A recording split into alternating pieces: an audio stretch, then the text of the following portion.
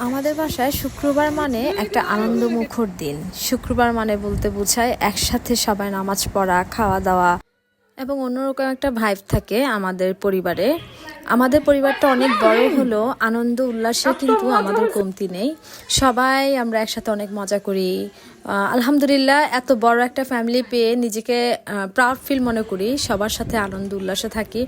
কখনো মনে হয় না যে নিজে কখনো লোনলি ফিল করাটা, ওই জিনিসটা কখনো মনে হয় না।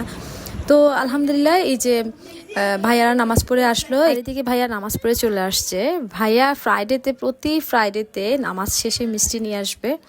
আর এখানে ভাবিও অনেক রান্নাবান্না শুরু হয়ে গেছে, আমরা সবাই মিষ্টি খাচ্ছিলাম। আর মামার বাড়ির ভাইবটা হচ্ছে অন্যরকম, যেটা আমি না বুঝলো কিন্তু আমার মেয়ে আর আমার বোনের ছেলেমেয়েরা কিন্তু অনেক ভালো বুঝতেছে।